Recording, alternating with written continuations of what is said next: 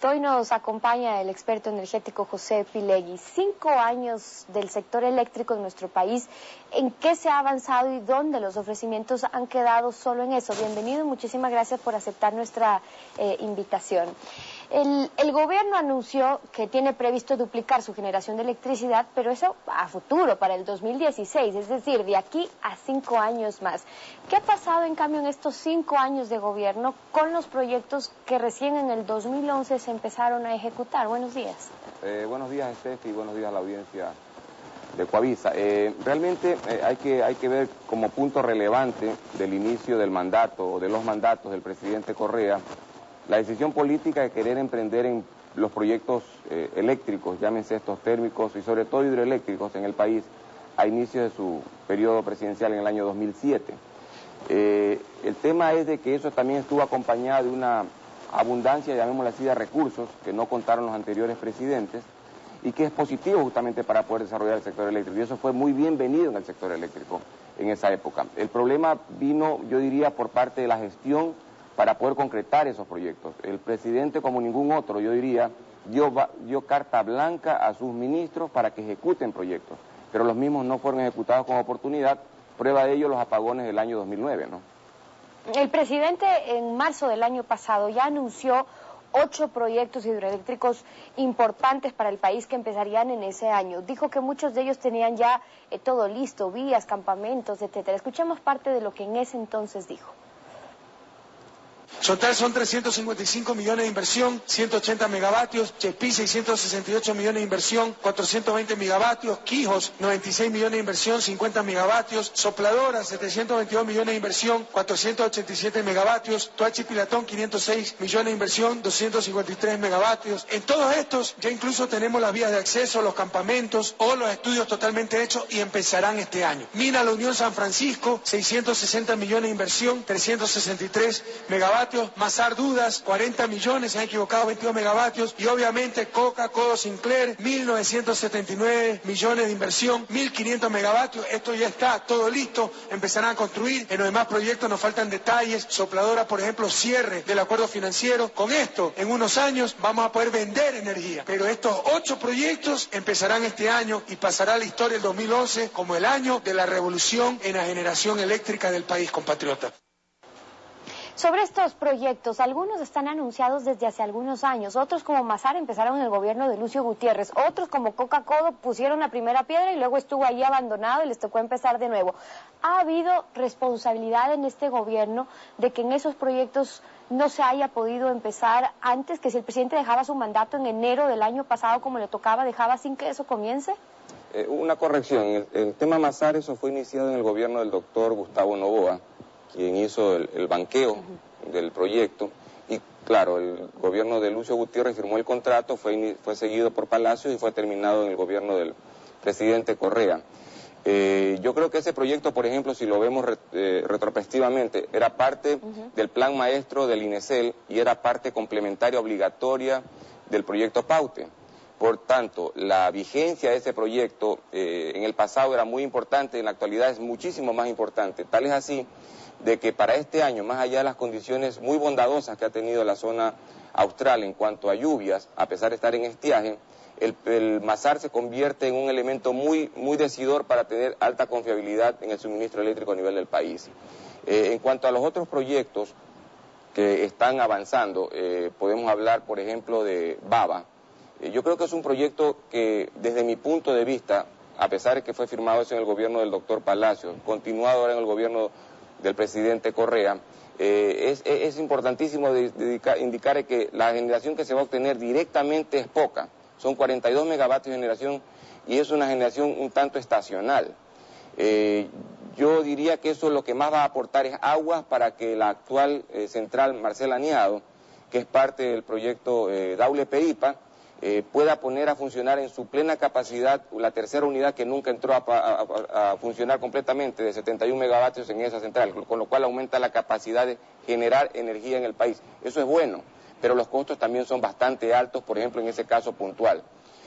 Por otro lado, tienes Toachi Pilatón, que fue suspendida su contratación con Odebrecht en el año 2007-2008, y que a esta fecha, si hubiese continuado ese contrato, ya estaría generando. y el aporte de Toachi Pelató es importante, son 250 megavatios. Aquí vuelvo a insistir, un poco la falta de tener gestores oportunos por parte del gobierno nacional ha hecho que la política dictada desde el presidente de la República no haya tenido la acción inmediata que esto requería, más allá de que había la decisión política y había los recursos. Ahora, es cierto también que son proyectos que no se pueden hacer de la noche a la mañana. En los proyectos principales como el Coca-Codo, Sinclair, Toachi, Pilatón y Sopladora, ¿cuánto toma, por ejemplo, hacer los estudios, preparar el área, los campamentos, las vías para poder finalmente ya empezar la ejecución? Ya, un proyecto hidroeléctrico toma un tiempo bastante alto, dependiendo inclusive de las condiciones del ambiente. Por ejemplo, en el caso de Codo, Coca, Sinclair, los estudios se iniciaron en la época del propio ex-INESEL, ¿no? Y daban como resultados, después de muchos años de análisis de la hidrología, de la geología del lugar, de 800 megavatios. El gobierno actual tomó la decisión, más allá de los estudios que existían con anticipación, de establecer 1.500 megavatios como generación, es decir, aumentó en casi el 100% la capacidad de generación. Yo en ese caso hubiese sido más prudente y hubiese mantenido los estudios originales del INESEL y hubiese continuado con ese proyecto en esas capacidades, porque así me aseguro tener toda esa capacidad instalada operativa. Fíjese usted que Paute, que tenía 3 fases, las A, B y la C, las últimas 2, inauguradas en el gobierno del doctor Rodrigo Borja, pudieron entrar casi en plena operación recién a partir del año 2000, porque no existía la suficiente capacidad de líneas de transmisión para sacar la generación que ahí se iba a dar. Eso nos hace pensar también respecto al proyecto Codo, Coca, Sinclair, si es que efectivamente vamos a tener, por un lado, la suficiente cantidad de aguas para generar los 1.500 megavatios, y por otro lado, si vamos a tener construida toda la infraestructura para poder sacar esa energía. Son proyectos que tienen que ir paralelos. Ahora bien, si nosotros sumamos todos estos proyectos anunciados por el presidente, estamos hablando de cerca de 3.000 megavatios, que realmente es importantísimo para el desarrollo del país en el largo plazo. Eso está fuera de toda discusión. Ahora, es importante sobre los grandes proyectos en los que se ha avanzado saber a quiénes se les ha dado los contratos, los concursos, el financiamiento con los rusos, con los chinos y bajo qué condiciones. La idea que se manejó era que para que todo sea más rápido, por ejemplo, se evite el concurso, que alguno se pueda hacer a dedo. ¿Sirvió eso? A ver, yo creo que si nos ajustamos a la ley nueva de contratación pública, que es bastante buena, lo ideal hubiese sido hacer procesos públicos competitivos, de tal manera asegurar la mayor cantidad de competidores y que dentro de su paquete de propuestas traigan también el financiamiento. Con eso hubiésemos evitado la concentración en una sola canasta de todas las fuentes de financiamiento. Actualmente la mayor cantidad de fuentes de financiamiento, por no decir casi la totalidad de los proyectos hidroeléctricos del país, está en manos justamente de empresas chinas. Eso nos pone en una posición de negociación un poco blanda, si lo vemos desde el punto de vista financiero. Aparte que las condiciones que se conocen por los medios aparentemente no son lo suficientemente bondadosas desde el aspecto de los que podíamos obtener, por ejemplo, a través de multilaterales del crédito tipo BID, tipo Banco Mundial, que nos dan tasas preferenciales y a largo plazo. De hecho, así se financió prácticamente todo el parque hidroeléctrico. Pero en relación al financiamiento, de todas maneras, ¿usted considera que sí fue una buena manera de poder obtener los créditos por los altos montos que se manejaban? Es decir, comprometiendo el petróleo, sí, pero pudiendo finalmente adquirir préstamos. Estamos hablando de miles de millones de dólares, si no, ¿cómo? Bueno, son 5.000 millones de dólares, más o menos, redondeando la cifra de lo que el presidente anunció. Y creo yo de que se pudo haber obtenido mejores fuentes de financiamiento, si inclusive los procesos se los hacía con la suficiente anticipación y planificación en cuanto a su licitación, a sus procesos licitatorios. Y vuelvo a repetir, concentrar los huevos en una sola canasta no es bueno. Es más positivo tener varias fuentes alternativas de financiamiento. Okay. Y en este punto es importante indicar algo, Steffi. Yo creo que aquí se hace importante la participación de los gremios profesionales y de los gremios de la construcción para asegurarse en esos contratos que están ejecutando, sobre todo estas compañías chinas, la participación efectiva de profesionales nacionales, la participación efectiva de compañías nacionales, de tal manera que inclusive exista la efectiva transferencia de conocimiento y de tecnología al país. No nos eso en cuanto también la ejecución de algunos... No nos olvidemos que eso es importantísimo, eso es parte del beneficio que debemos tener los ecuatorianos ahora y en el largo plazo, porque finalmente en manos de quién va a quedar esas centrales. de su experiencia, ¿usted cree, como dice el presidente, que en el 2016, si se llegan a cumplir todos estos proyectos con una inversión de casi 5.000 millones de dólares, podremos incluso hasta exportar energía? Recordemos que a Ecuador le ha costado y bastante caro el tener que importar energía de Colombia y de Perú. Es correcto, de Colombia tenemos una cuenta acreedora, llamémosla así, con ellos, de más de 800 millones de dólares que le hemos comprado en electricidad los últimos 6 o 7 años. Le recuerdo también que el presidente Rodrigo Borja en el año 88, sí, cuando inaugura, en el año, un poquito más allá, el año 90, cuando inaugura la última fase del proyecto Paute, establecía que también íbamos a ser grandes vendedores de electricidad, pero nos olvidamos justamente de hacer los proyectos complementarios. Esos proyectos complementarios son los que a la larga tiraron a la postre toda esa posibilidad cierta de poder ser unos buenos vendedores de electricidad en el Ecuador, y no teníamos tampoco las vías de transmisión.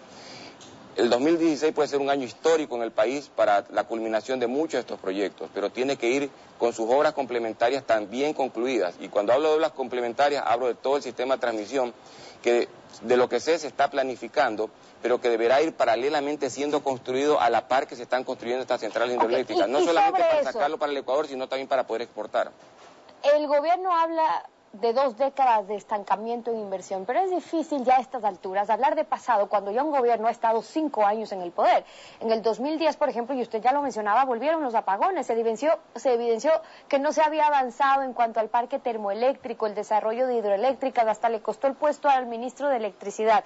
De allí a acá, por ejemplo, ¿cuánto se ha avanzado en los proyectos termoeléctricos? A ver, yo creo que la lección aprendida en el año 2009 y anunciada efectivamente a través de los medios generó su efecto. El primero es de que el parque térmico existente se lo mantenga en mantenimiento y en condiciones adecuadas para operar, sobre todo en la época de estiaje, y eso está ocurriendo. En segundo lugar, se ha ampliado la cantidad de generación térmica para justamente tener una base térmica que nos permita suplir las necesidades en caso de que salga de operación las centrales hidroeléctricas, y por otro lado también sirve como un sustitutivo de las unidades obsoletas en materia térmica que tenía el Ecuador.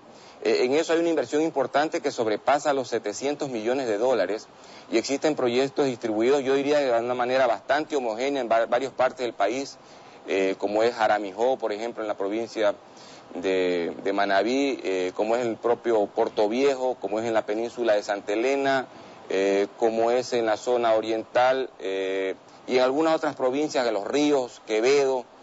Se ha instalado generación térmica que está y va a solventar justamente el déficit que teníamos en generación térmica. De todas maneras, nuestra mayor central de generación es Paute, que tiene 1.075 megavatios de potencia. Coca-Codo se espera genere 1.500 megavatios en 5 años más. Solo para aclarar, ¿está bien enfocada la inversión hacia las hidroeléctricas? Porque recordemos que el problema de las termoeléctricas es que utilizan diésel, petróleo. La importación de los derivados es lo que tanto problema le da a Ecuador en cuanto al déficit comercial también. Es muy cierto eso, y yo creo que hay una parte interesante de las últimas plantas de generación térmica que se están construyendo, y es de que están utilizando combustibles pesados en lugar de diésel, con lo cual se abarata el costo. Por ejemplo, una decisión que me parece adecuada y que ha sido producto de mucha crítica que ha existido al respecto son las famosas plantas de generación a gas que se compraron en la época de crisis del 2009 y se instalaron en la ciudad de Guayaquil. Los 150 megavatios de General Electric ahora han sido trasladados a la zona donde está instalada Machala Power para utilizar el gas del Golfo. Esa es una decisión adecuada, sustituye justamente la utilización de diésel por gas.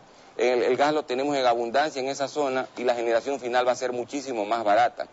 Yo creo que ese tipo de decisiones son las que tienen que ir atadas a ir priorizando proyectos. Por ejemplo, si usted me pregunta en lo profesional, yo consideraría que hay que dar más prioridad a la ejecución, por ejemplo, de Sopladora, que está en cascada, en la generación con Paute, es decir, viene Mazar, viene Paute y viene Sopladora, con lo cual usted hace un circuito casi cerrado, utilizando las mismas aguas, returbinándolas y repotenciando casi, estamos hablando de casi 1.800 megavatios en firme que estaría generando ahí, en lugar, por ejemplo, de aumentar la capacidad de Codo Coca Sinclair de 800 a 1.500, y nos costaba mucho menos. Acompañándonos de esta mañana en Contacto Directo, yo le agradezco a usted por compartir su experiencia con nosotros. Gracias por haber estado en esta mañana acompañándonos. A las órdenes, Steffi, buenos días.